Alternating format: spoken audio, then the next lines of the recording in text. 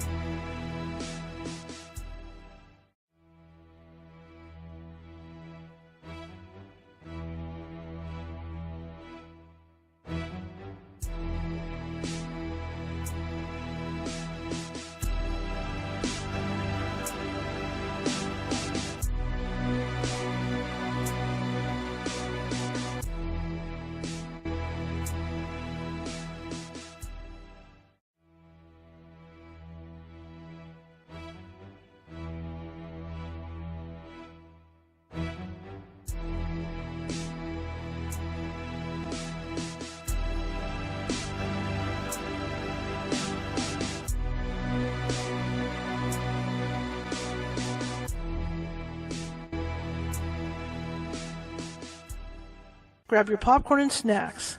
Find a comfy spot, take a seat or lie down, and let me transport you to a place of fantasy, ghost stories, ancient legends, odd creatures, alien encounters, and other magical topics. You may even decide to join the conversation.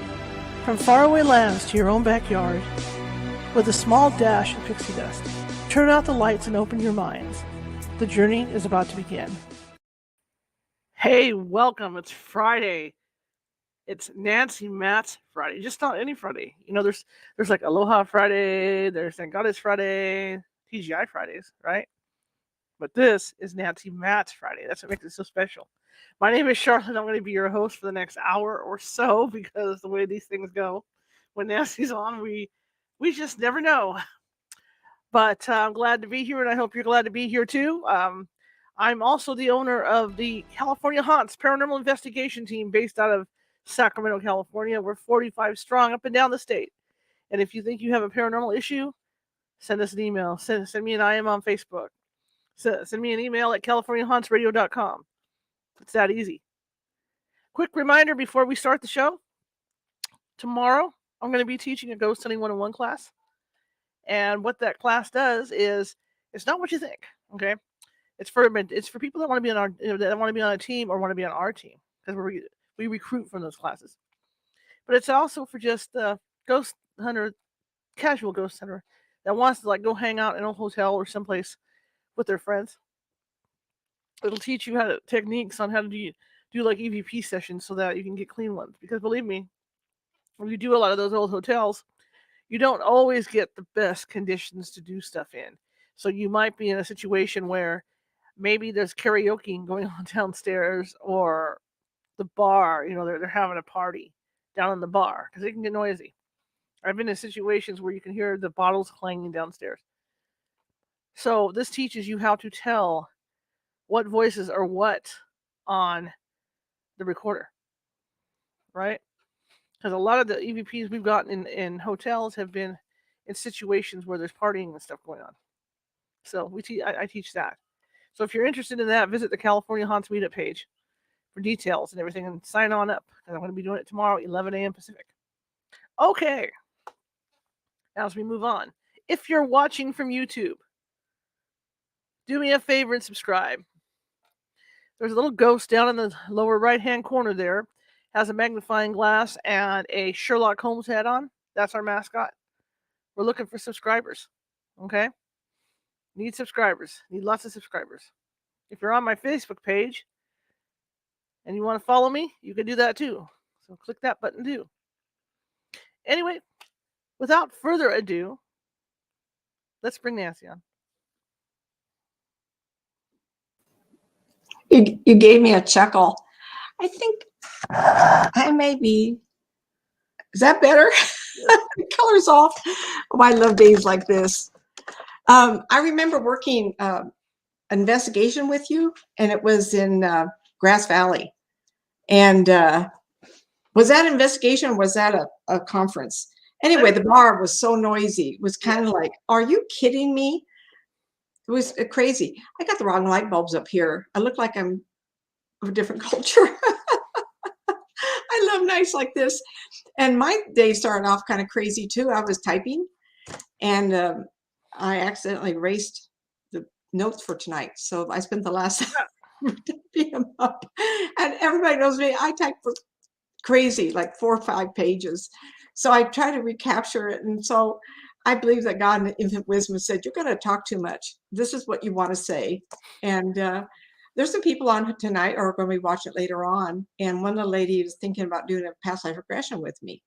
And I thought, oh, how convenient we're going to be talking, And so when you start talking about Grass Valley, I couldn't remember if it was a conference or not, or a ghost investigation. It made me laugh.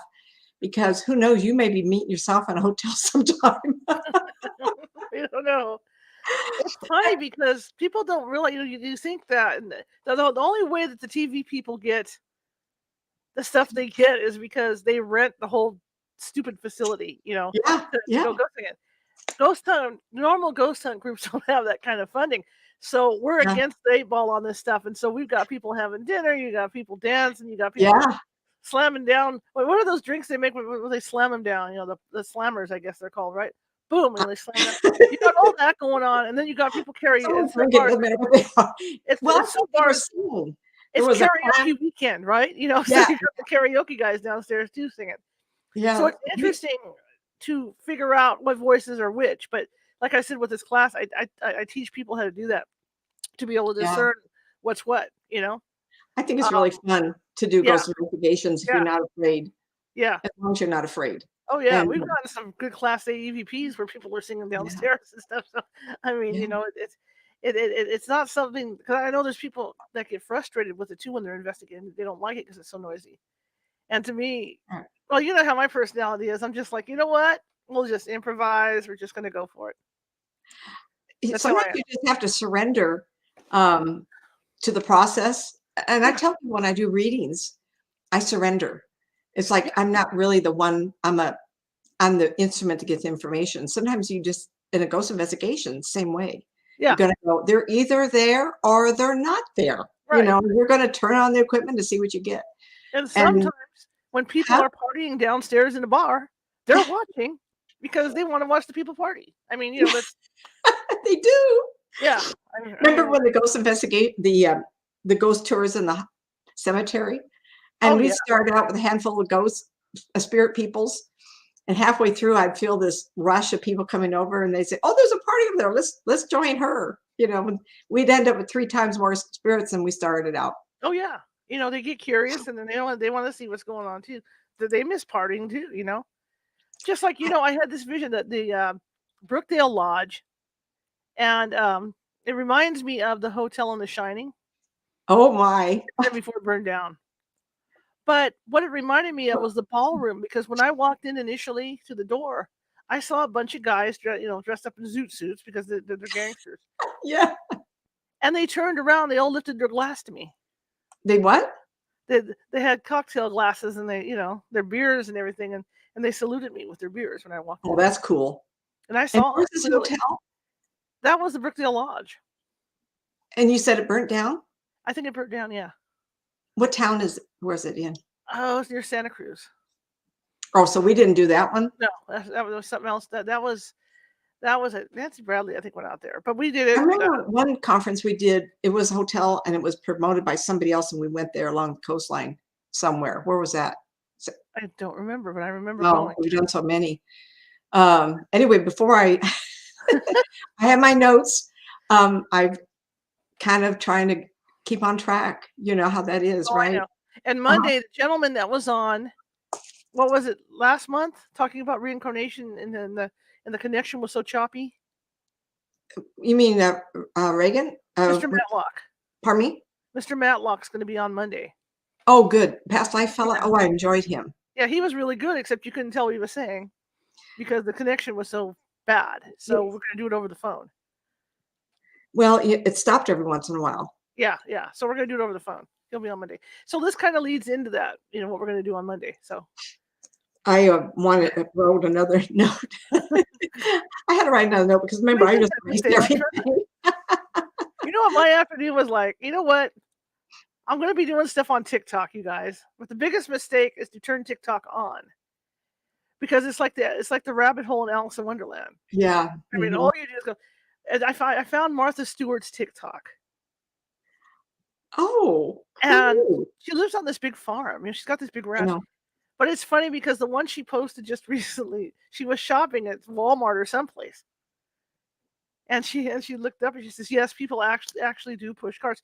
And she's going through and she's like, look at all this stuff says gluten free. I don't think I think she either has people like, she'll probably yell at me over this. She either has people shopping for her, or she's pretty sustainable on her farm. She grows all her own vegetables. Mm-hmm. She's got like 300 chickens.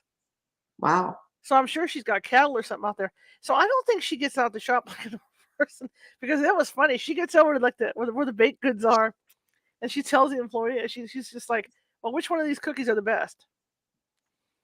And so he says, here, get these. And she's okay, I'll get these. These has raspberry. And then she had some kind of weird bread that was real light. She had in the spaghetti. She said, see, it's so light, it's in a puffy bag. Yeah. So it was funny watching her do this.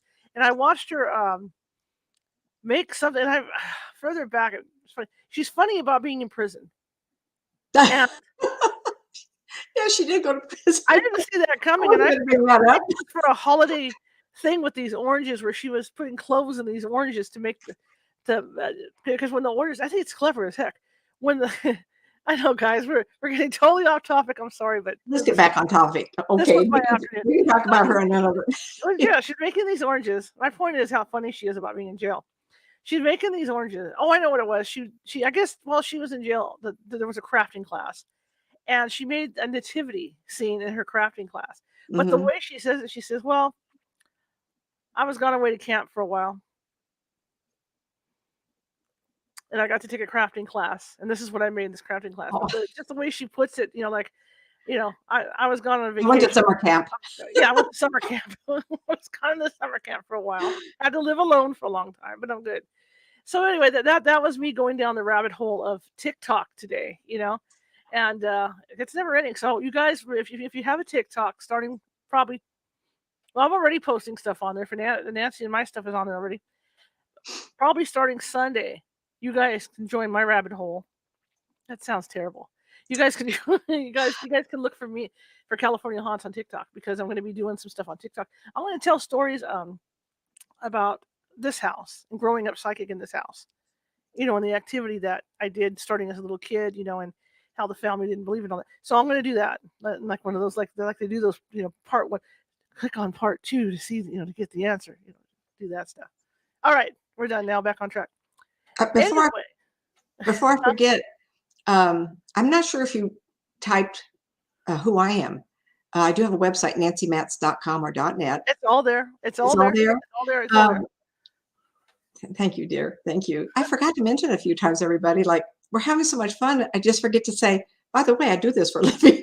Speaking of fun, I got this really cool text from Nancy today. This voicemail. And next week, I'm allowing Nancy to do a past life regression on me. During the week. And then we're going to have the results for you next week. Okay? If you want to share, it depends on what it is. If I was some hoochie gal, or something better, like I killed somebody. I think what we all explore is your interest in what you do for a living. Yeah. Some of the things, your dynamics of your parents. We're going to do things. We can ask more questions because we're friends. You can take as much time as you want. Right. But private things we're going to keep private, everybody, and what you want to share. And what I'm looking for is people don't understand what it feels like to go down. And a lot of people are afraid they'll lose control. That was me, everybody. I have tight control. I give you power to step out of something, and it's very easy. Yeah. How many have I done? Too many to count. How many have I done during a reading when I just get information and conferences, and I'll stand up with somebody and I'll go, wow. And the people go, oh my God, that's exactly what I do now. Or I was given a conference, a theater in the round at the Madison Hotel. And we were doing a night just on past life woundology. What happened in a past life that you brought forward and are suffering from? The fella, if he's going to watch this, get a hold of me, because that was amazing. He stood up and he says, I've had stomach trouble all my life. And I saw him in front of me, and I was the bad guy. And I had a big sword in my hand.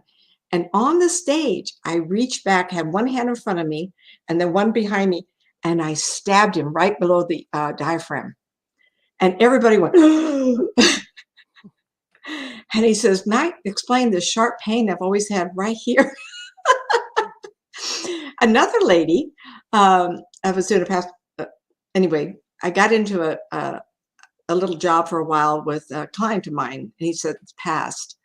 And I went to lunch with a couple ladies, and when we were talking, Jill said, can you do that with me? This is kind of interesting, this past life woundology. And what happened? And I saw another battle scene. No, we don't all in battles. We're not always cut up. But she had been curious. She was almost 6 foot tall in this life. And I don't know if that has something to do with it, but she was in the Crusades, curious, right? And I saw this man come up to her and with a sword, but not as big as the fella that got killed on the top row up there. And I saw him go down and reach her pelvic bone and rip her open up to the breastbone on the upside. And we were outside in the Town and Country Village Shopping Center over there on Fulton. No, it was Fulton and Fair Oaks. And there was a little shopping area you can eat outdoors. And she stood up and started undoing her blouse. And Dick was sitting next to me, and Jill was there, and she's standing up, and we're going, wait. She says, just enough. Well, when she was an infant, she was born with some difficulties, and she had to have surgery. Guess where the scar is? Pelvic bone up right to the rib cage. And it was exactly what I had pointed out. So clearly the wound from that sword in the past damaged her insides. So in this lifetime, they had to fix that issue and open it up and then fix it again. I really love this. And I have to admit, maybe I didn't believe in this. I got into this after cancer and divorce to figure out why we're here, as many people do. As you're calling in tonight, or you're visiting me for the first time, or it's like we get to a time in our life and we go, God, I've suffered a lot. Darn.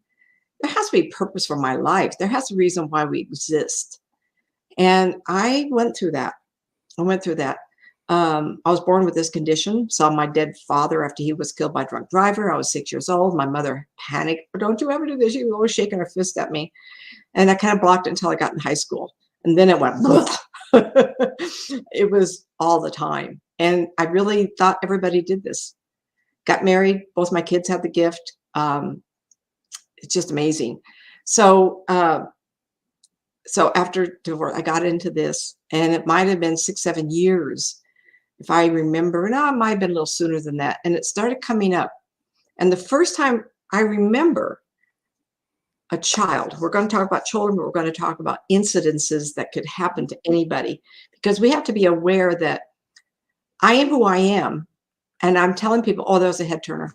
Oh my gosh, today's session. Oh my God, it was wonderful. 32 years. I just had an anniversary May 4th, 32 years in doing this every day.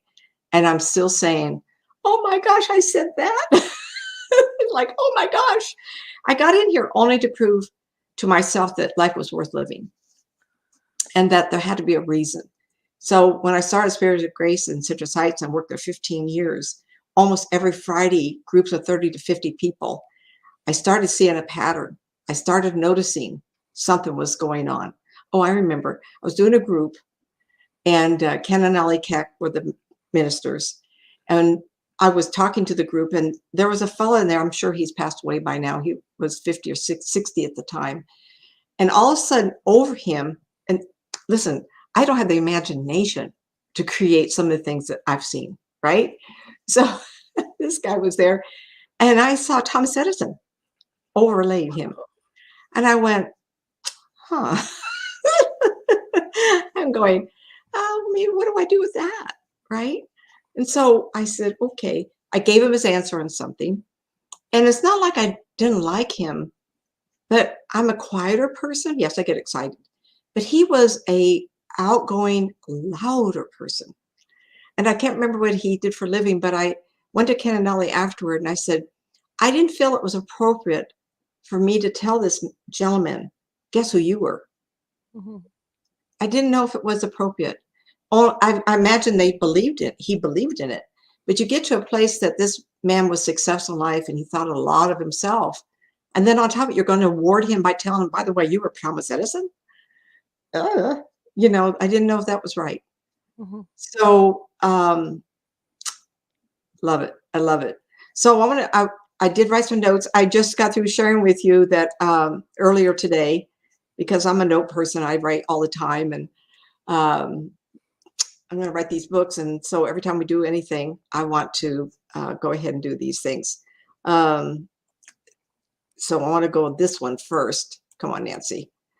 So the first time, I'm going to back up because we shared a couple things. And the first time this happened to me was very early 90s. And I met a lovely lady when I first started, May 1990. And her name was Camille, and we're the same age. And she had an adult daughter. Well, she was 2 years older because her daughter was older. And then maybe 5, 6, 7 years later, she calls me up and she says to me, I was watching a show similar to National Geographic, and she was watching a clip on Peru. Now, Peru, not that I would want to visit there, but their villages are made of rocks. And so remember, we're talking 90s, so maybe civilization in that mountainous area, they now make things out of wood, who knows? But the show they're watching, there was buildings made out of rocks. And the little girl came in and looked at Grandma. She says, do you remember when we were there? But I was big and you were small. And Camille, of course, goes, oh, oh honey, that's sweet. And she leaves the room and she calls me up, blah, blah, blah, blah. I says, well, first, stop yelling. Calmly go in there and have her tell you a story about what happened. And the little girl, and she's 3, blue-eyed blonde, cutesy cutesy. She was darling. I think she's in her 30s now. If she sees this, she may be embarrassed. I don't know. Anyway, she told her granny that she was the daddy and Grandma was the daughter, and that they live in the village. And one night, a bad man came with a stick and hit everybody in the head. We're talking 3-year-old. Who knows death at 3? When my father was killed, I didn't understand death. I was 6, 1 month short of being 7. And I remember him visiting me. Someone asked me about this. It's odd because I didn't think anything of it. What's death? When my mother was told he had passed, I didn't have any concept. And I remember him at the foot of the bed. It was 1-bedroom apartment. The couch made into a bed. Mom slept out there. My sister and I were in the bedroom. And I remember waking up and he was standing there and he was lit up and there was kind of a halo around him. Well, I told Grandma, his mother, and she recorded me every time I talked about him. So it goes back that far. And I remember being in high school and my grandmother, Bobby, would tell me that I used to talk to her about Dad visiting. And so children who don't have any concept of death would not have a concept of a spirit, nor would they question, oh, Daddy visited me. Mother went, ah. Grandma went, oh. And she was a spiritualist. In those years, they called them Christian Scientists. And then she got into Fillmore, The Truth, something or other. Very into it, very psychic, and so was my dad. Her mother was very psychic. And if you ever look up the Fox sisters in Upper New York State, that was where they came from. So that community was very in tune to it. And so once you figure out, oh, this is your gift, oh my, you're special, let's do table tipping. And so Bobby used to tell me of her mother doing table tippings on the weekends when the fathers they had a quartet. And on the weekends, they would entertain their friends. It was a little part-time job. Anyway, so Camille, after all these years, I talked to her maybe 4 years back about this, and the little girl's grown up and doesn't speak to it, only as a child. Shortly after that, and I'm trying to remember back at the times, Gail came to visit me with a 20-year-old son. And she says to me, and he was a lovely young man. He was about 20. And he came in, he was kind of like, oh, she's spooky, you know, not really, but everybody wants to know who I am. And this is a long time ago. So we're all older than 25 years ago. And she looked at me and she says, I go, come on, spit it out, right? And she says, my son won't call me mom. He calls me Gail. Oh, really? After all this time, he's 20 years old. And the boy said, well, she's not my mother. And I says, really? And I asked him what it meant. And he says, well, I've never forgot my other mother. My mother is still in heaven with my sister. We died in a car going over a bridge. And he never forgot. He openly talks to Gail about it. They've had conversations. And he never got to the place where he could accept birth. And this is this life experience. So I want to give you an idea. If you go to YouTube and type in Ghost in My Child, or the channel called LMN. They have dozens and dozens of YouTube clips of children who suffer from the remembrances of a past life. Now that I'm in this, at this point, 32 years, I would say 3, 4, 5 years back, I was spontaneously getting past lives. And not necessarily what I wanted. I don't need to know that I was captured by a pirate ship and the first night out, the first trip out, they got captured. I'm in the dungeon, arms hanging out of the rails. Guess what? They're going to put us to death in a few minutes. It's like, why did I need to know that? A farmer, and what they did was the pirate peoples, if they didn't get enough crew, they just entered the countryside of wherever they were and just grabbed people. And so my wife and my child, a little girl, was standing there screaming and yelling, and I was drug off to a pirate ship. Nope, that was it. First conflict, we're captured, and I was put immediately to death. How's that helped me in my life?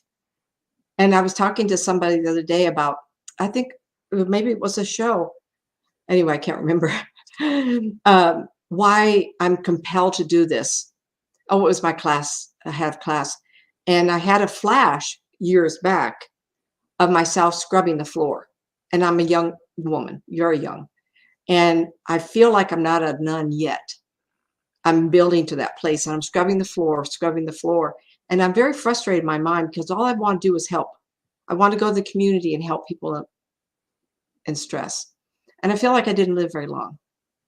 And maybe why I'm so committed to work this is I'm fulfilling, sure, I'm going to embarrass myself here. What is it called? Initiative, or when a young woman is trying to become a nun. Anyway, I don't feel like she had a long life. And maybe I'm fulfilling a desire from that lifetime. The next one was a woman who had been haunted by dreams. And she said to me, I have had a dream that's bothered me a long time. I'm not positive. I think her name was Kathy. And this was the house I lived on, Black Eagle off of White Avenue. So Kathy, if you ever see this, give me a call.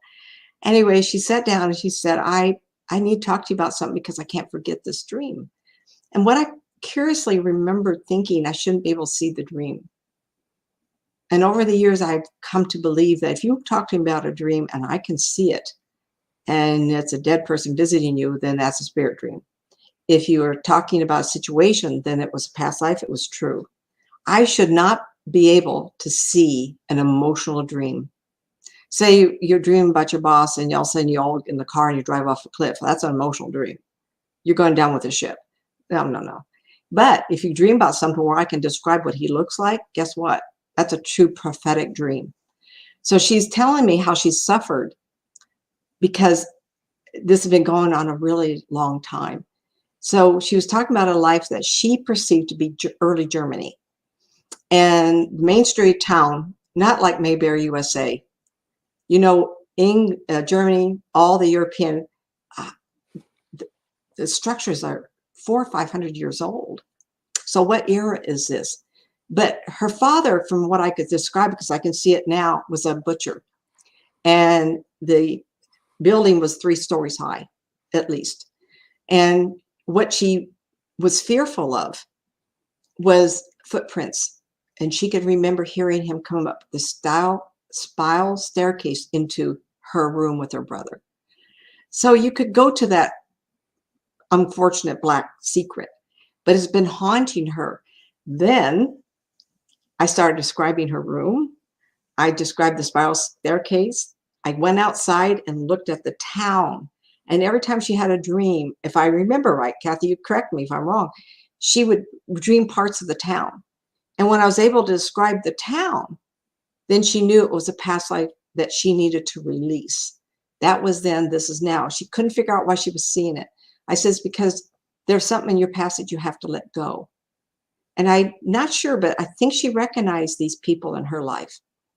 Her brother was younger in this past life. You could appreciate how big and strong the butcher must have been, you know, hauling big pieces of meat around and cutting it up, and strong body, strong arms. And even though that might not look what the person looks like in this lifetime, the energy is the same. So even though she was a young woman, we're talking 30-year-old, mid-30s, she'd been having this for a long time. So the haunting of her childhood crept into this lifetime, and it can cripple us. It can cripple us. And I really, at this point, I kind of was thinking something was going on. And I don't think my heart was in it. I was thinking, oh, you don't put a lot of weight to it. Okay, so guess what happened? My mother says there's an Edgar Casey group in Citrus Heights, and it was only within 5 miles of the house. So I joined the Edgar Casey group. They're talking reincarnation. And my mother knew that, right? And I was struggling with this. And so the group, on the couple of times I went, they had a gentleman lived across the street, Madison and Sunrise, and he did past life regression. Oh, Nancy, you should go. I'm going, oh, sure. So I meet him. He's a lovely older gentleman. And so I allowed it to happen. And in this dream, my father is a wheel, WHEEL maker. And we're part of the Roman Empire. And he's making wheels for the carriages of the men being pulled by horses. So it's for more of elite peoples. And I used to watch him do this, and he worked really hard. And as a child, we would get, the metal ring that went around the wheel. If it didn't work quite right, he would let us play with the wheel with a stick. Remember pictures in olden days, people would do with a stick and they'd make the wheel go across the ground. Well, I became a pretty good runner. And me and 2 other people, we would just play on the sands of this immense deserty area. I don't know where we were. I mean, North Africa, or were we in Europe somewhere? But we were part of the military. The military had my father. And I remember seeing, this dream went really fast. Regression went really fast. But I remember as a child looking at the army and saying I want to be part of it, because I hated what my father did for a living. Can you imagine just making wheels day in and day out? That's all he did. So I joined up, and because I was running all the time, they gave me, which I had to research. When you had encampments at night, they would send out a runner with information about the battle for the next day. So sometimes the encampments would be far away, sometimes they'd be close, but in the dark, they would send one lone runner out with information to the other commanders. My job was, I did that for a while, and I tripped over a rock and broke my knee. Guess what? Sent me back home to my dad. I became a whale maker, and I got married, and I had a child. And then one time, after I learned to walk better, the armies came through again, and they said, yes, you can join us. And I went to bed happy that night, not knowing, and this is what kind of upset me. When the military came through some villages and they weren't going to use it, or they usually just burnt the whole thing down. So that night, we all died. End of story. What's curious is, in this lifetime, I'm a runner. Mm-hmm. I started 30, I'm an athlete, and I love running. Injuries and ill health at times have kept me from being who I really want to do. So maybe last time I'm going to become, what I've always wanted to do. So that was my first experience. After that, I was curious then. And I went to ARC. I had gone some colleges, a few years there, off and on. And one of the classes I took was a gentleman that taught past life regression. And there was like 40 of us sitting on the floor. And he said it was going to be really fast, just so we experience it, because he wanted feedback. I don't remember the gentleman's name. If anybody in the audience remembers this, it had to be late 90s. And I was sitting there, and at that point with the wheel maker, it felt so real. that I wanted to try it again because I couldn't believe I was experiencing that. And a lot of people say that to me. And it went really fast, but what I got was I was a little girl chasing another little girl down what I would call a corridor. There was a wall to my right. To my left was an open area, what we would call now an atrium. So there was a fountain open to the sky, shiny sun coming down. And the little girl I was chasing, and the floor was stone, cold, cold. And we were barefoot. I remember thinking how cold the stone was. And she hits down to the end of the corridor and takes a left. Well, I saw her turn. I was far enough back that I looked and saw if I went across the atrium, I would catch her on the other side. When I went from the cold to the hot, it hurt my feet. I remember that. When I came back, it was, 2 minutes? 30 seconds, 2 minutes. How long was he getting us to experience that? Because it took time for us to relax and be that way. So 1999, my best friend from high school, Karen, came to visit me. And we were sitting in the front room. It was Fair Oaks and Old Auburn Boulevard. I bought a fixer-upper. So I spent a couple of years there, sell it, and moved on to another house. And get down to my notes so I don't forget something. So I said to her, I had the most interesting, I've been doing a past life stuff. And I find it really fascinating. I want to tell you what happened to, I went to American River College, and this teacher, I don't know what he was, but nice man, he regressed us. And I was telling her about this experience of being a little girl. And I was starting to tell her, and she went, let me finish that for you. Now I want to explain that I met Karen in high school, and we were 13 years old. And we are very close friends today. So that was 16 years ago. Did I say it so you don't? I didn't hear that. You can't be friends that long without a connection. And she said, let me finish that for you. She says, when I was like 6, 7, 8 years old, I had a dream that I stole my cousin's bread. And I started running away from her. And she raced after me. And we ran down this corridor, and she cut across, and she tackled me and took her bread away. And she says, it's only that long. Think about that. How in the world would she remember that? And I would have that experience without my knowledge of her telling me a story yet of the same experience. I'm not sure. I'm not sure why it collaborated. It stayed with me. But what happened was that she told me details that I saw and she didn't know. And she says, I ran really fast because I didn't want you to stop me by grabbing onto my pigtails hair. And when I'm running after the girl, I'm thinking that.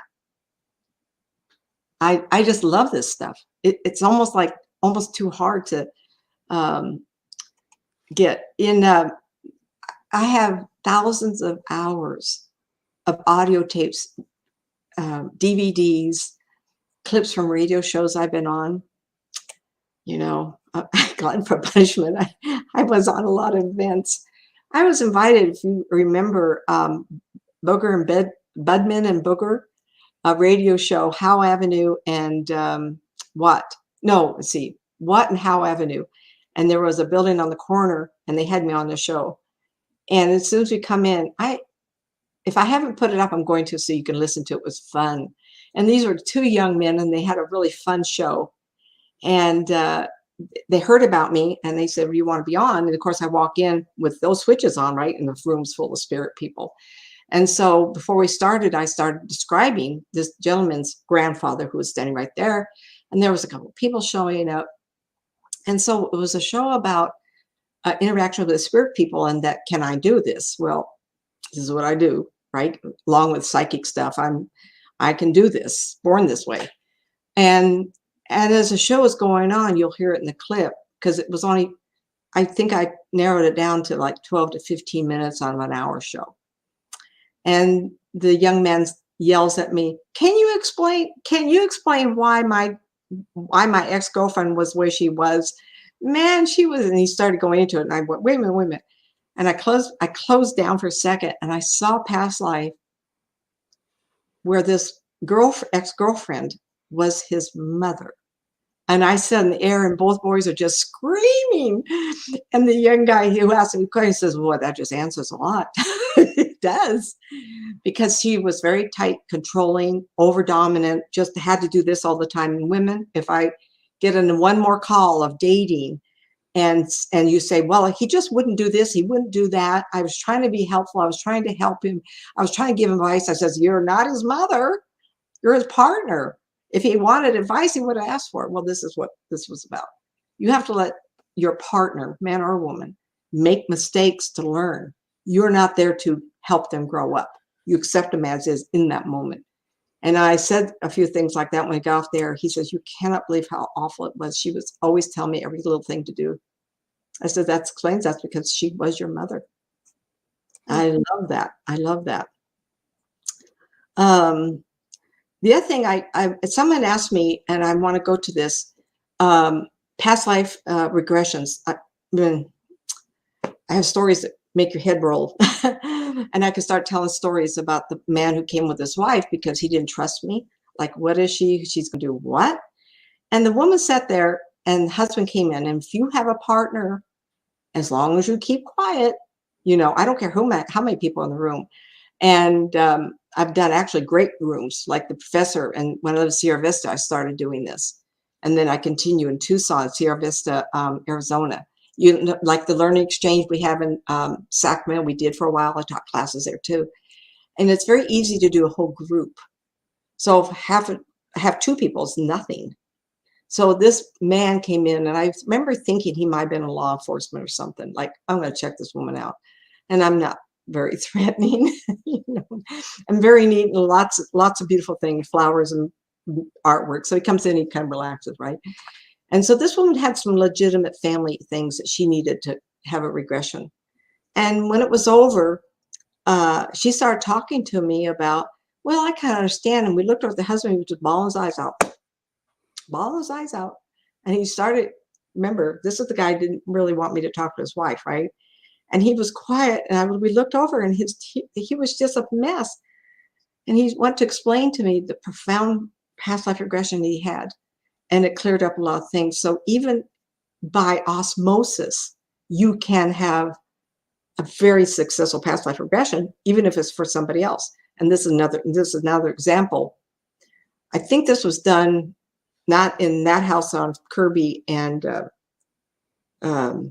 Riverside. I lived over there in Roseville. This was, I think, someone else's home. I can't remember, but this is two ladies, and they've been partners for a really long time, and I really liked them.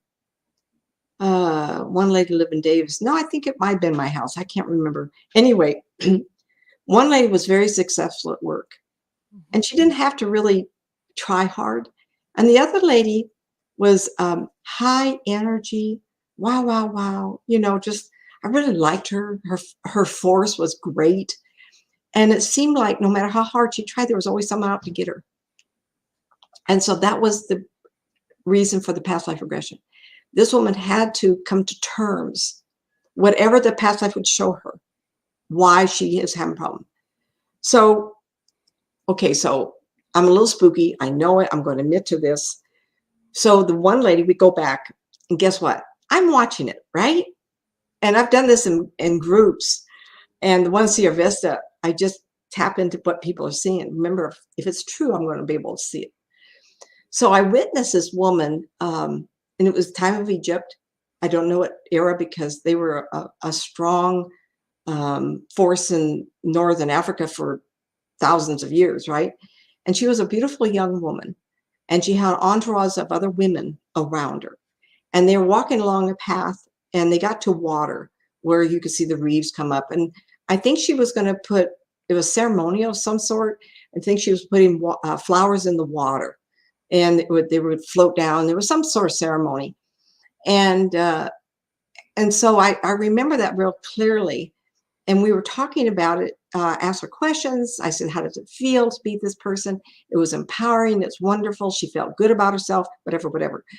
And then she started asking questions that evidently she had a young life she didn't pursue, or it was something more. I just remember this being so profound, because When we came back, when I brought her back, her partner was crying. And she said to me, just in this, like in this life, you've never appreciated me. Didn't you know I was your handmaiden? I saw myself on my knees next to you when you put the flowers in the water. I was your handmaiden and you never paid attention to me. So the one that was a handmaiden has so much success. And the one that was a prestigious title has to fight for every recognition, because the younger one, the one on her knees, never got it. So they had a reversal roles. Ooh, goosebump time, everybody. Oh my gosh.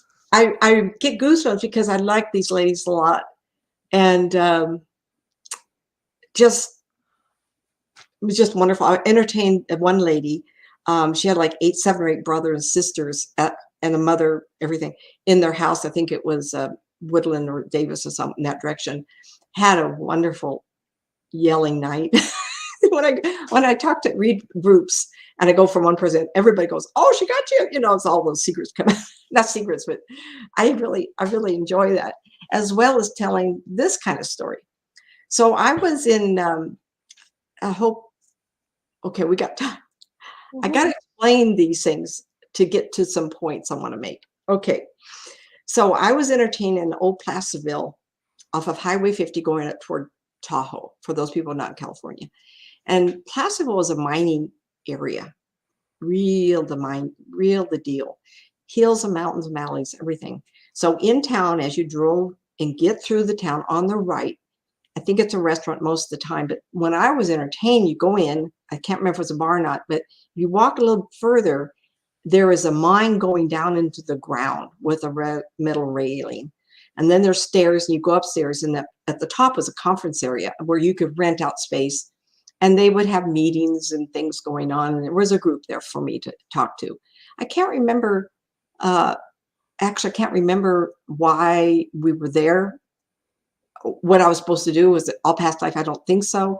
Was it reading, doing just general like I do? Because that's what I really love to do, is just one at a time out of a big group. And this was a group. So this woman and her son, and he was sitting to her left. Kind of a, when you're 15, 16-year-old, a young man, they're inquisitive. They want to know. And he was just really pleasant. I just had a good feeling about him. And the mother somehow knew me, and she brought her son. And when I was reading the group, also I looked at him, and I must have had a terrible look on my face, because I looked at him, and then I saw myself drowning in the belly of a big wooden ship.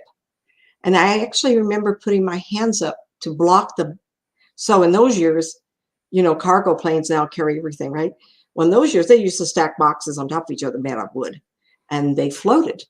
And I was drowning. He was drowning, and I was in his presence, and he was knocking the boxes from hitting him in the head while he watched the water lift him to the top of the belly of the ship, and he did drown.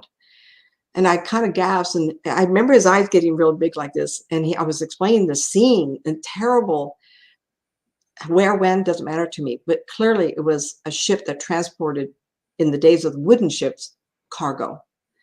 And I said to him, if you told me that you don't like being in confined places, dark, and water, it would explain this. And the mother got, and almost didn't let the young man talk. He is an Olympic swimmer, and he goes to the Olympic pools locally so that he could be part of the Olympic team. But guess what? He can't take a shower. He doesn't like a confined space of a shower and the water hitting him. And they admitted that in front of everybody. And so I'm a grandmother, and I have this look, everybody says, you have that look. And I looked right at him. I says, you can let that go now. Now you know why you are this way.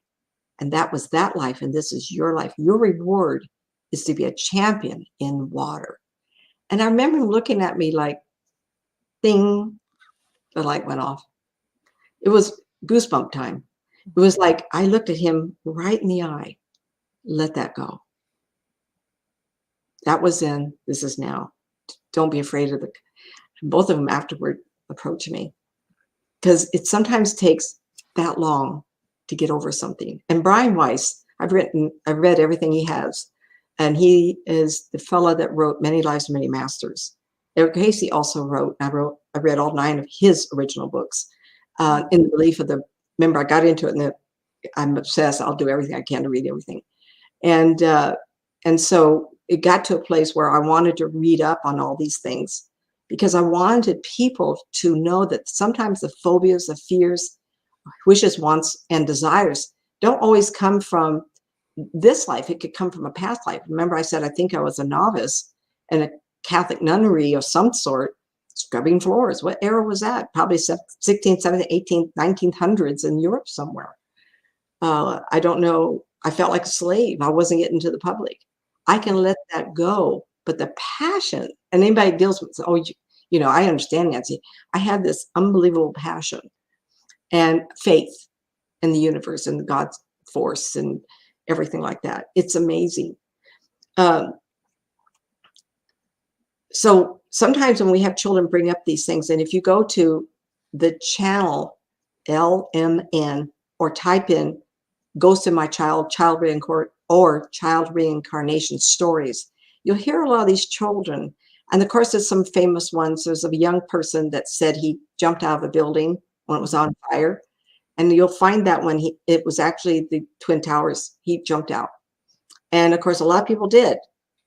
And there was another young man who said he was a lady, and she jumped out of a building in Chicago or something. And he said that he described her, and her mom found her. So that was really, and then you can let it go. How about the little boy that started drawing pictures around 1.5 to 2 of a plane being on fire, and he fell into the ocean, and his name was James. And he says, I'm James number 3. And they found out that the past life, the young man died in the harbor around Japan somewhere, and his name was James. And I think there was somebody else in the crew or something, Char, whose name was James. So he was James number 3 in the group. And this gives me goosebumps again, because some of these stories, and of course I could start naming Carol Bowman. I remember her reading up on her. I actually connected with her, trying to see if I could work with somehow. My gosh, the children, the people that work with children, my mind just went blank because I'm thinking about something else. I want to go to a place where, as adults, how, when, and where. How do we do this? Where do we go? How do we get there? How do we come back? Actually, I could probably talk about this for hours on time. So I want to talk about something kind of quick. When you do hear the stories of these young people, they'll give different stories on how they came down and found mama. One little boy says he was on a rope and came down. One little boy said he was on a ladder, and he went on a ladder and he crawled down. And from wherever they are, they can see and choose a family to be part of, because they want to be that child they see coming. And I know soulmates. I know Erica Casey believed that we come back with the same groupings of people, but within those groupings, we have different stories. So I want to mention something. Remember seeing myself as a novice. Clearly that lifetime affects me in this lifetime. What is her vibration? Wanting to have service to others.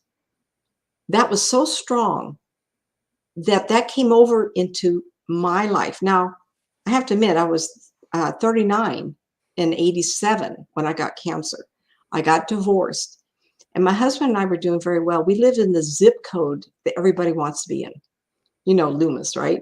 We lived there when prosperity was just booming.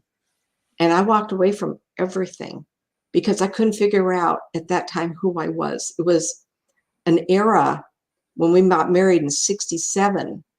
I remember wanting to get a credit card, and my husband and I had to go down to the bank, and he had to give permission for me to have a credit card. It was under his name.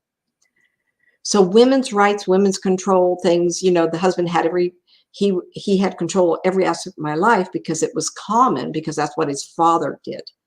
So when I got cancer, I says, I'm going to die. In 87, I had stage 3 plus.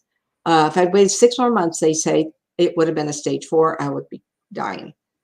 So, so we get to a place, Shar. Shar, keep with me, sweetie. I'm Sorry, talking. I apologize. I know you watch too much TikTok. I want to finish this No, because no, no, it's. I apologize. I know that's okay, honey. I just didn't want you to snort. Yeah, I was just, I don't know, I went off I for a second. know. Okay, let's keep going because I know I don't want to keep the people in because I'll keep going for hours here. Yeah, no, I So, apologize. I was thinking, my mind wandered to a past life experience I had a few years ago when I was just thinking about it. Then I kind of went, oh, should we yeah, share it now? You want to share it or not? no, share Okay. it. Okay. All right. All right. You remember, I've had multiple past life, and now I see 3 future lives. And I'll explain that. I'll write myself a note, future lives. Oh, and past lives experiences. See, these were on my notes that I erased. I have a question though. When you saw your past life, because when I saw mine looked like an old tinted movie. A what? The coloring in it was tinted, like you see, like some of those old photos. Yeah. Yeah. That's what mine looked like. Let's talk about that off the air because I'll have to look at it. Yeah, Okay. yeah. It was a roaring 30s, 40s. I don't know. I don't Okay. know when it was. I can't tell when it was. I just Gangster feeling to me. it was. Okay, then let's see. Past. Anyway, guys, I apologize. I did. I've been practicing meditation to build up to this past life thing, so she can put me under, and it's been working, obviously. So, so Okay, I so let myself. whatever. That's okay, Shar. The wonderful thing is I didn't die. You Yeah, know, I committed myself to doing this, and that's when my belief in the universe, and what I would call my commitment, was because I was going to live, which right. directed me. That's a whole new show, everybody. I don't need to tell you how I got to the spirit of grace for sure. But that commitment prayer. So anyway, over time, my commitment to doing this has gotten stronger. And then when I was introduced to reincarnation, I battled it, had the experience. Karen told me about her life. And so I got into the children thing after Camille. So I want to go to a place, um, the past lives with children. Okay, how we get here, whether the little boy came down a rope or a ladder. Okay, now I'm on track. Right. Because I was watching you going to sleep. I'm like, oh, I got Well, something. that's the thing. I just I had 10 when I go into meditation. I doze off in meditation. That's okay, but let's keep going. I want to finish this. I don't want people to turn it off at 7:30 because they're going out to dinner or something. Yeah, no, good. Anyway, so it seems like there's a lot of ways that we can have a perception of our next life. Do we all look at our future parents as children, or we do it at different ages? Absolutely. This is important. We can see a future life, but it's based on the life choices you've made from the one you left, if it was a child, or a prior one. Now, the child who died as an adult, that life is very strong, and he now in this life wants to go in the military.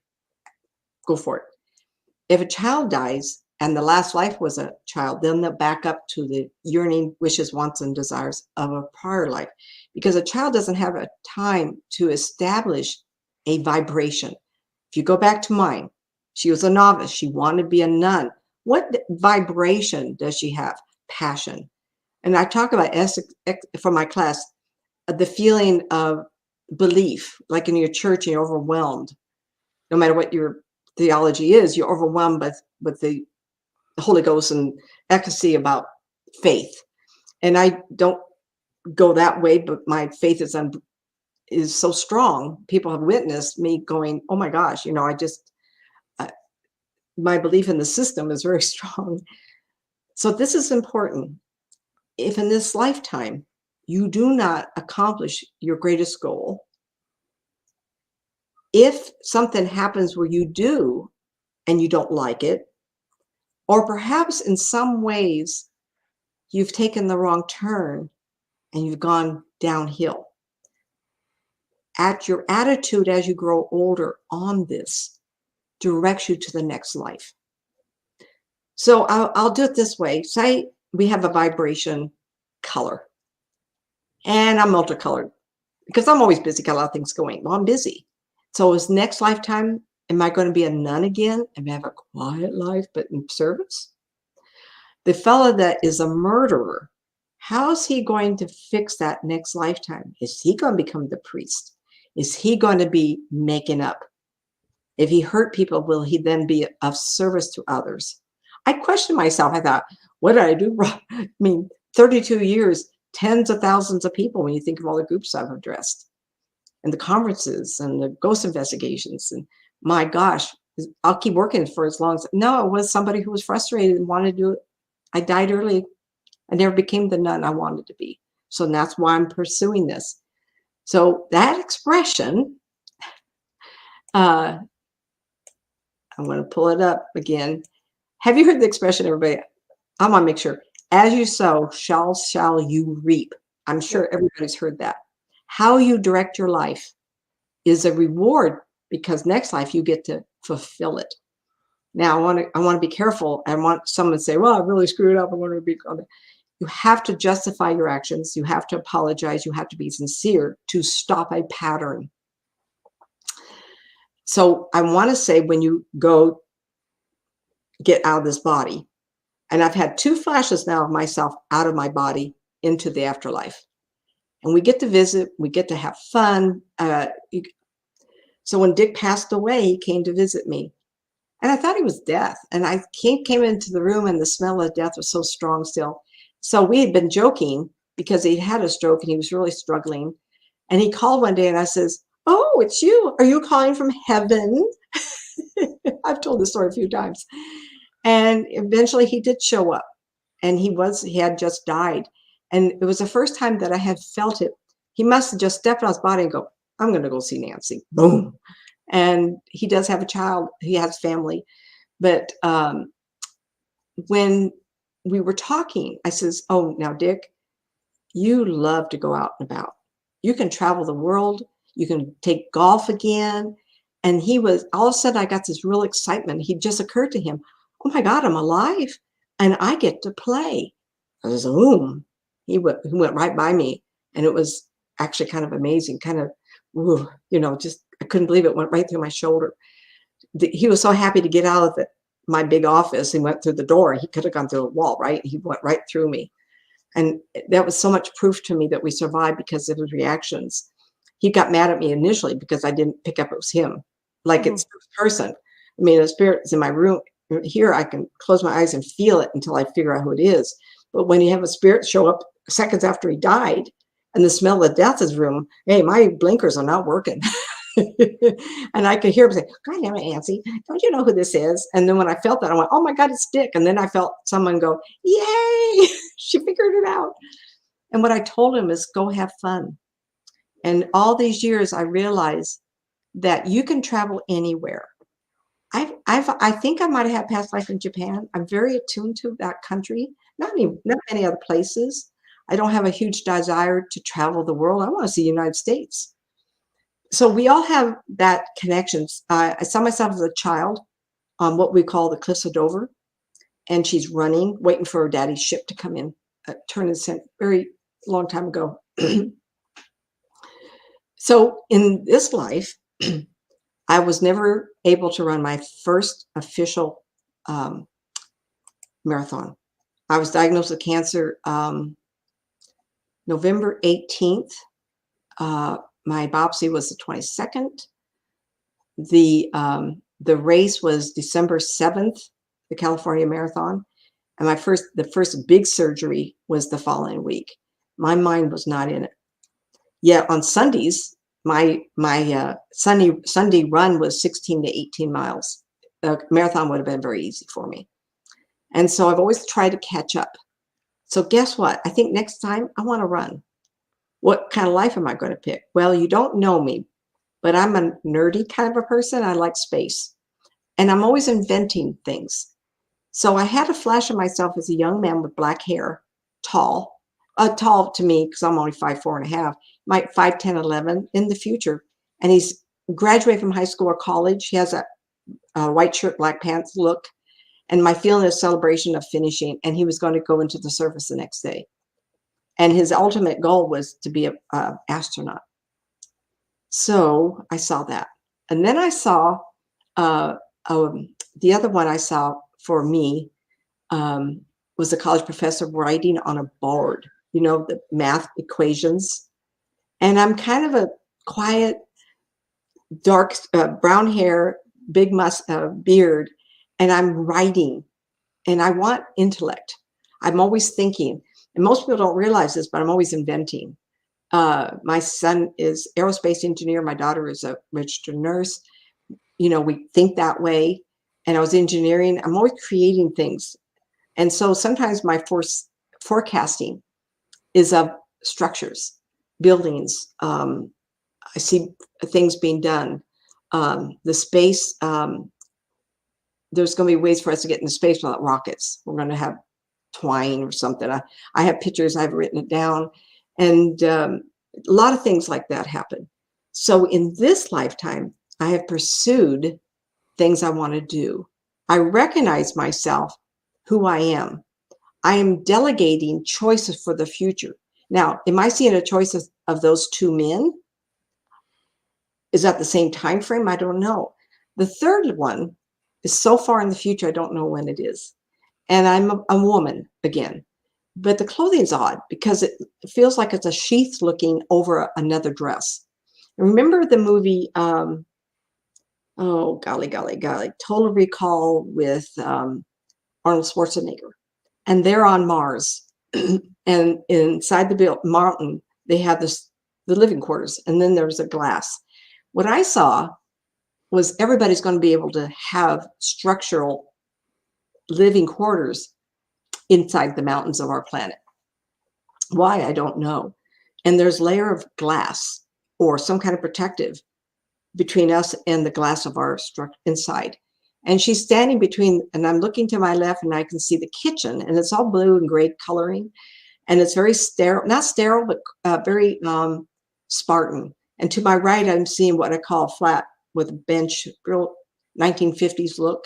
And I'm standing there just looking out.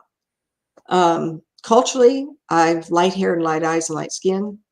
Could be anywhere, any country, or any location.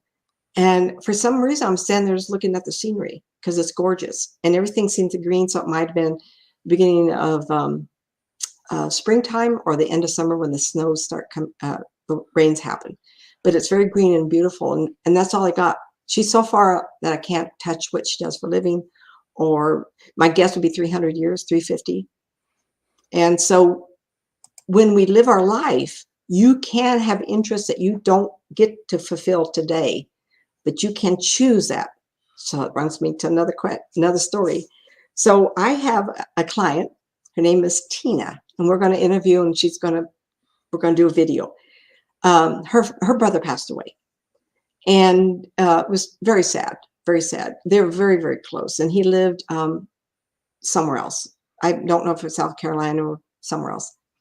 And I don't know where this went, but one day he came to me, he says, "Tell her I'm in the Mediterranean and I'm pretending to be Johnny Depp, the Pirates of the Caribbean.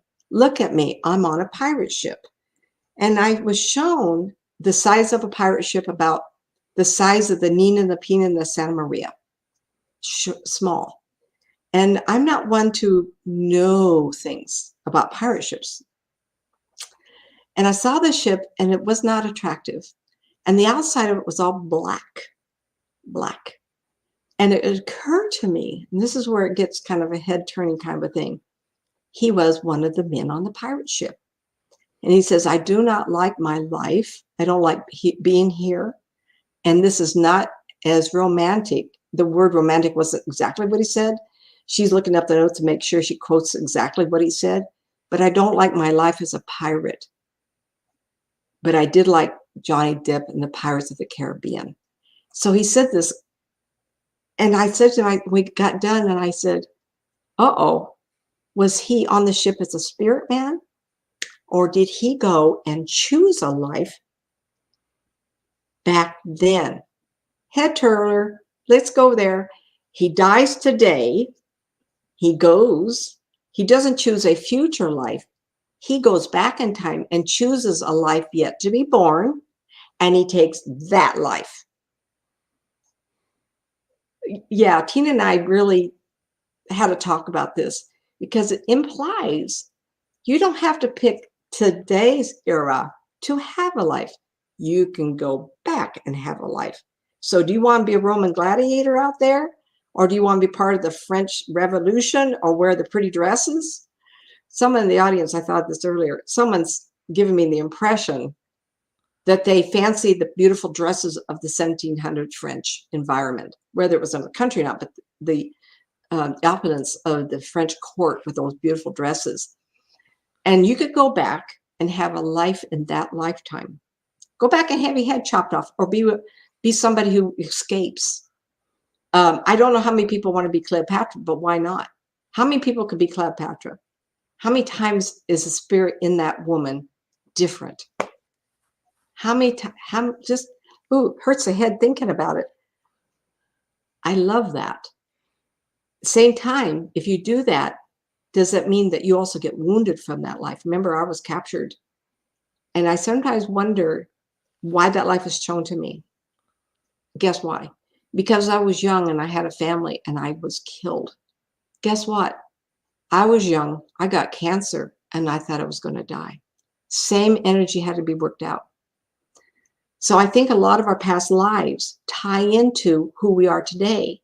Are they all come together like a deck of cards and we play out all of them? No, we choose which ones we want to work on. And so I want to go, we have a lifetime to have the experiences. We don't have necessarily a lifetime to absolutely recover, but you can delegate what kind of life you want.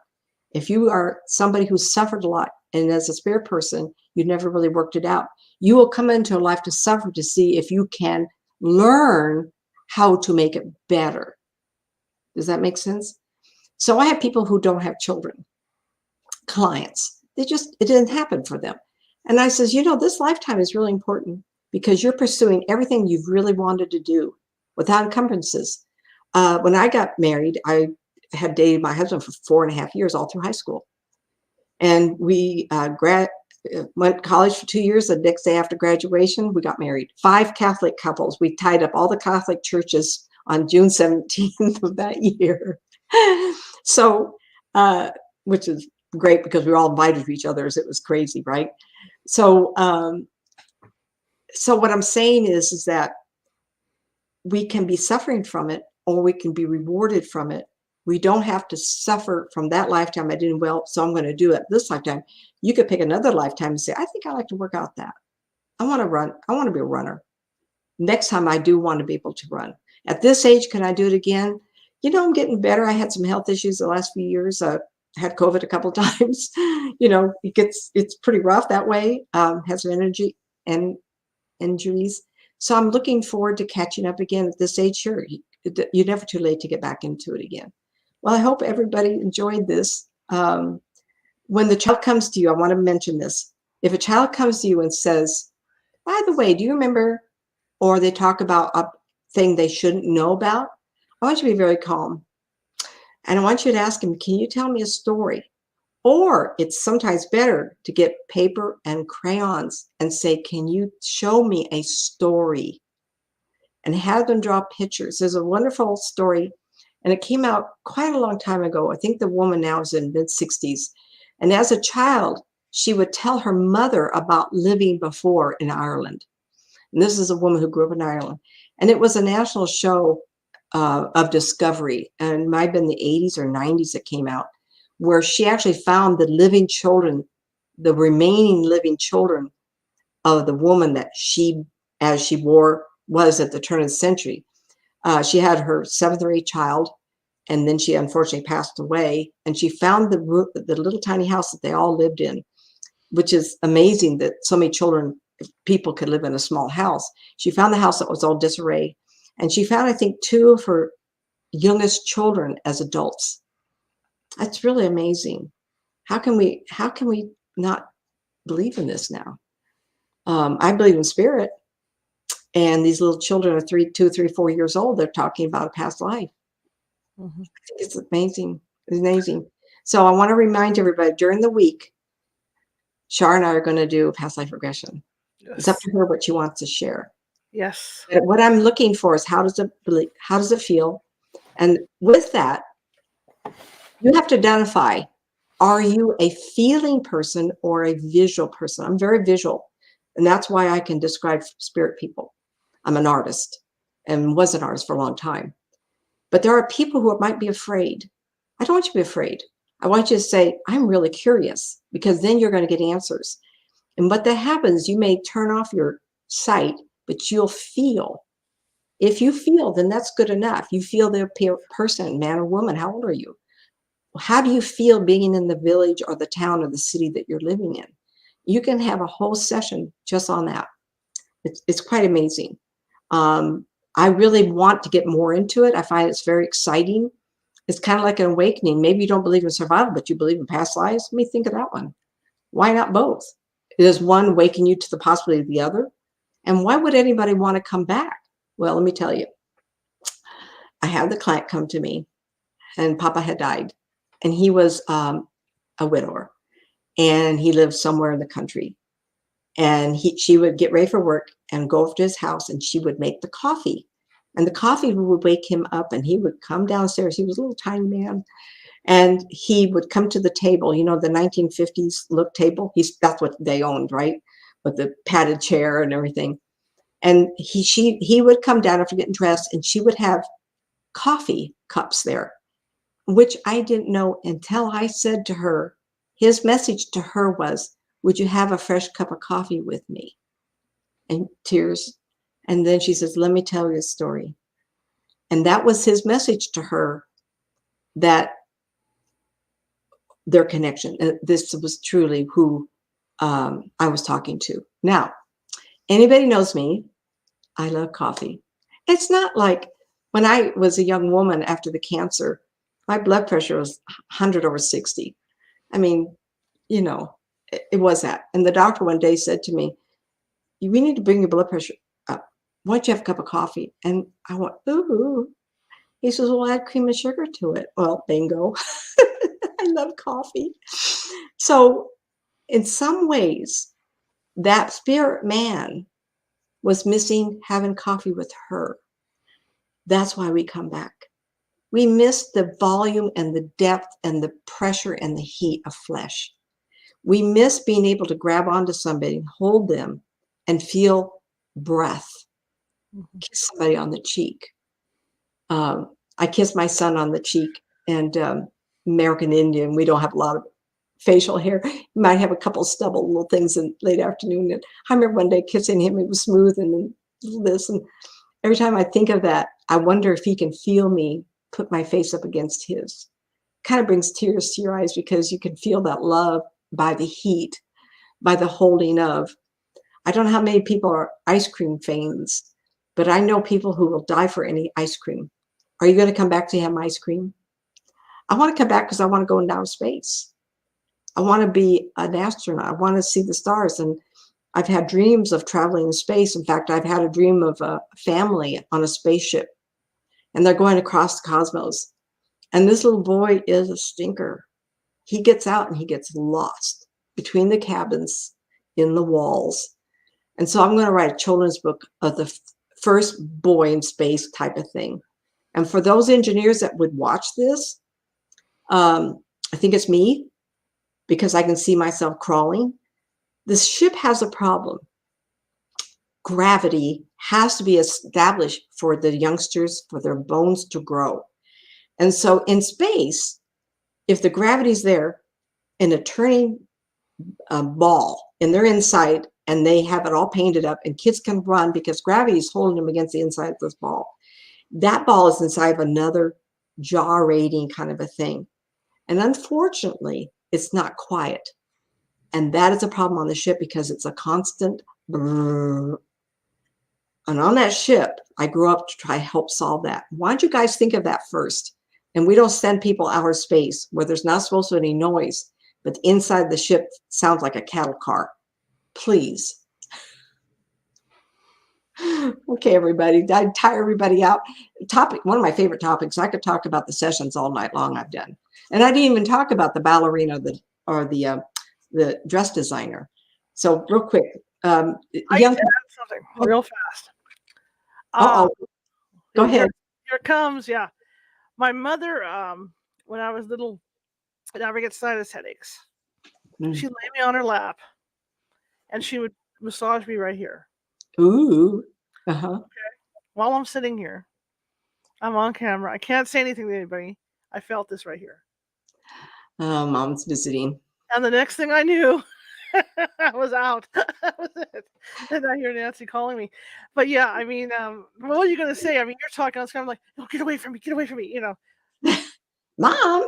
So I just go with it. And then, yeah, it did what it always did when I was a kid. It put me down. Always. Mm-hmm. So that's what that was. I wanted to tell everybody. That's what that was. Is my mother came and because I've been having sinus headaches the last couple of days because the allergies and everything with the heat. Oh my gosh, the headaches I've had. She Before we go, I want to share these two more stories. These are girls, 17 and 19 years old. And a lot of times parents will call me and they'll have me talk to the young people. My youngest client was 9 years old. In fact, a couple of 9-year-olds, the lady talked to me and then the daughter came in and mom had to leave and she had this big list of questions. Anyway, so I can't remember which girl's which, but the first one was a gal who called me, and all of a sudden I was shown a ballerina and what I would take to be the Russian courts. And this ballerina was dancing and she was dark hair like me, but she was older in her 40s. And in her head, she's saying, this is the last time I'm dancing for my king, my emperor. And she was gorgeous. And of course, I want to see if anybody has pictures. She's dancing in this huge hall with pillars on either side. And she starts out one end and she can see her emperor at the other end. And she's dancing her last song. And I can hear the music and it's echoing because the room is so big. So she starts screaming for her mother. And I go, oh man, what's this? Mother comes on. She says she's so excited she couldn't tell you. She's been a ballerina since she was 5 years old, and she's now doing that. I'd rather she's professional now, but she took that talent into this life. And the other one, I have so many, but I wrote this down. I want to share. And the other girl that called, this one was a 19-year-old that called the second one. She was in school and she didn't tell me what she was studying. And she then said, I have this passion. Oh, okay. What is it? She says, do you ever see me being successful in designing clothes? I've been sewing since I was a little girl. And before she could even answer, I saw this beautiful woman, and she was walking toward me, and then she turned sideways, and she says, people thought I looked like a willow branch, and I like long dresses of black. I have black hair and white skin. And of course, I told the young girl there, and she says, oh my God, you just described Coco Chanel. I'm sorry. Who? Like, I don't shop at those stores, ladies. I don't do that. And I said, well, let me tell you something, and maybe I'll get people in the audience. Oh, no, you're not right. So how many thousands have I done these rings, right? And they tell me you can come right back if it's an accidental death or you need to return because you were in the fetus was the wrong sex and you wanted to be the other. That does happen. But 25 years for more or less seems to be average. Now you could go 100 years, you could go 500 years, but 25. And I told her, I says, well, I don't know when she passed away, but you are 19. The woman, I've been told by spirit people, it's about 25 years. Mother in the background is listening. The research is done. The screaming is happening. 25 years to the month she was born. So if you go look up, and I didn't do it, it just occurred to me, look up Coco Chanel when she died, and that girl was born. And that's been a few years. So I'd be curious to know how old she is now. If you're listening, I want you to get hold of me, girl. Isn't that fun stories? And those are young people being affected by past life. Now, the destiny, why did she have to call me? Where these young people, their destiny was to be something, and the spirit guides, the family said, we're going to show Nancy a picture of what they were in the past life. We're going to get them motivated again. Absolutely. I do believe in that. All right, Char. Okay. I'm sorry. Building up to next week now. I'm going to give you guys a heads up. We'll see how things match up. But what? I like the arts and crafts. Okay, I've got like 10 projects at once going on in Yeah. my house. Yep. Drives my family insane. My sister just rolls her eyes, because she'll come over and find something over here. Okay, I enjoy fishing, long walks on the beach. No, I'm kidding. Um, We all do. I've always been a music buff. It doesn't matter what era. So I've always been into music somehow. I like like the work of my hands, but also I like to be outside doing stuff with my hands. So we'll see. But you're not mentioning your career, being a news. How do Oh you yeah, start out? Was being you're a journalist, journalist. You started photographer. out. Yeah, business owner. I've owned two different businesses. You know, mostly direct mail advertising. So I've been journalist, advertising, blah blah blah. So I've been down that way too. I love cars, fast cars. Okay, so we'll see what transpires this week to see how it It's matches gonna up be with fun. my likes, and and it'll be fun. It'll be fun. And Mom, don't bother me during a show ever again. So Oh, I love your mother. it was weird, man, because I was just like, "Oh, that feels really good," and I thought, "Oh no, no, no, no, no, no, no, no, no!" Just I like when I love was it. a kid. I remember my sister trying to do that to me when I was older, and it never Oh, what? felt the same. No, oh, no, no, no, no. No, doing this stuff. Mother's touch. That was Mom's touch. And Mhm. my headache's gone. I'm good. I'm good now. Should All we go right. into an hour? I don't think so. And It's this, just funny she came I during the could show. talk about this for 2, 3, 4 shows. Oh, I There's think so it's much great. I think involved. it's a great topic, and I think the gal you talked about that was Irish, she was on TV, and she Yes. even found the house she had lived in, because Mhm. the house was still there, Yeah, and the they had crumb. gone, and there was a stone or something in this house that Yeah. had some kind of etching on it that she had done. Well, her mother was very smart because she Yeah, started as a child, and so the child was drawing all these pictures, and she drew the streets of the town she lived in. And so as an adult, as a young woman, married with a child, or she was very young in her 20s, the hmm mother had given her a box of her drawings and all collaborated. I can't yeah. imagine her son was quite elderly. I just remember the the son being 60s or 70s by the time she found him. Yes. And at first they didn't believe it. I think there was 3 living, and they're hmm sitting on the couch being interviewed. And they said, "How do you feel about this?" And of course, their religion wouldn't allow it, but they say they can't deny it. How would she Right. know their names or the nicknames? You can't guess. Okay, guys. So come back next week. We'll see what the results of all this are. And wow, I think I'm gonna do it on audio as well. So when we do it, you can't see me when I'm down, but if we'll take the highlights and put it on audio for you guys, so you can Oh, hear what transpires. and And then this, with that, when we get done, um, before we did readings, hmm people would write in, and I would tell them, the spirit person that was sitting next to them, let's see if I can do a past life. If you can get into the chat room and get Char's attention, remember everything's divine, the ones that are supposed to know will get Char's attention, and just have your name. And it's fun to know where people are. We had a Canadian and a England, I think, last time. last time, yeah. Uh, just say your name, and if you want to know you and your husband or spouse, friend, teacher, brother, sister, what your relationship is, see if I pick that up. If you hmm have no question, then if I can, I'll pick up the lifetime that's affecting this one and see There if you go. it's really going to be hard. I don't know that I've ever done that. Well, I've done it in groups. Um, we'll see how it works. That'd be fun to try. How's Yes, that? it would. It would. Mhm. Monday, we're going to be we're going to be talking past lives again with poor Mr. Matlock, who got the short end of the stick the last time he was on. So we're bringing him back on again. That's a phone interview. So, you guys can listen and do your laundry or whatever the heck it is you want to do. Sunday, I'm back at 6. We decided to go later on Sundays now. So 6:30 p.m. I'm back reading about Lizzie Borden. Last week, I think what I needed to do was scan some of the photos in, because it did come with photos and descriptions of these people, so you'll be able to see them this coming week. This time, I'm going to go through the chapters ahead of time, so I'll have the photos done. So we'll be doing that Sunday. Monday is going to be Jim Matlock again. And then we swing into next week with our regular show schedule. And then Nancy will be back on Nancy Matz Fridays. Yeah. Exciting stuff. I'm going to try to do this for a while because it's so much fun.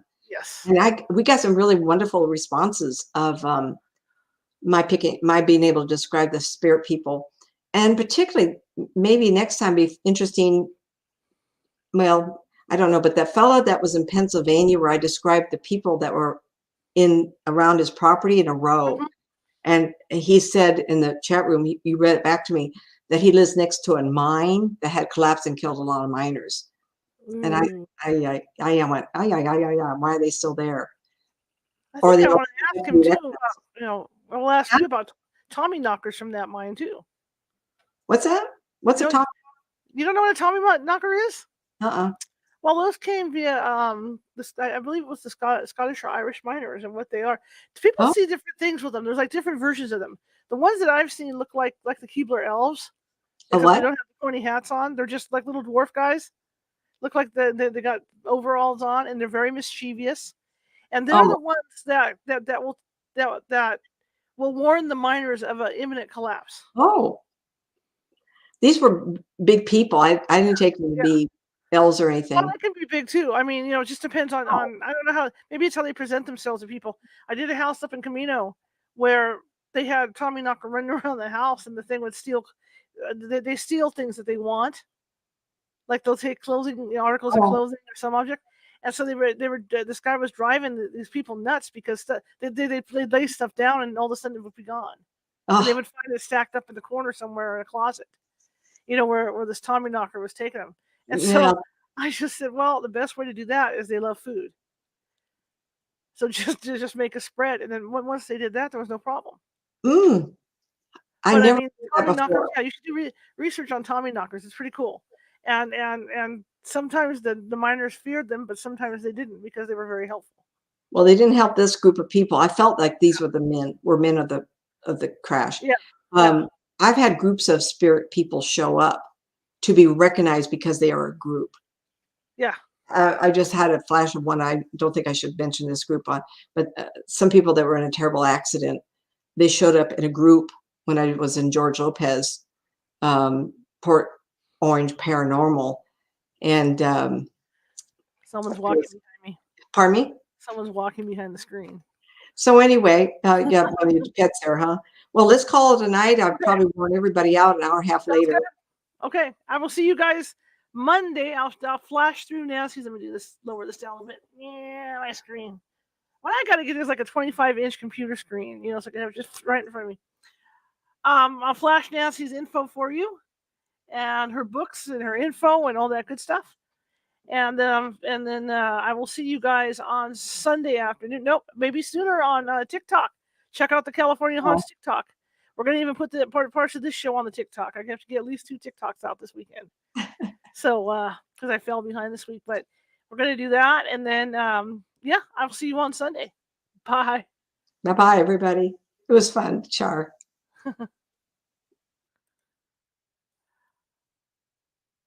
That's NancyMatz.com website, NancyMatzAuthor.com. And you can catch her at YouTube.com, Nancy Matz Psychic. And her book, Help Get Me Out of This Funk.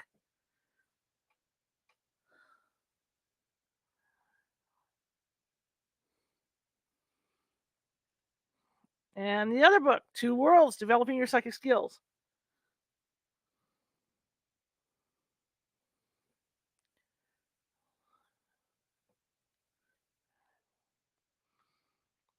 And The Unwilling Sacrifice.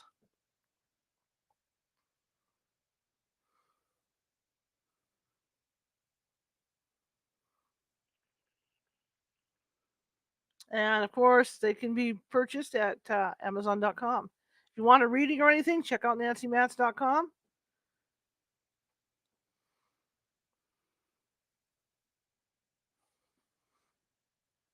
Okay, again, if you like the show, share it with 5 people. If you hated the show, share it with 5 of your enemies. We're equal opportunity here. If you're watching from YouTube, please subscribe. Looking for subscribers as always. And visit the radio station, the website at CaliforniaHauntsRadio.com. See you Sunday.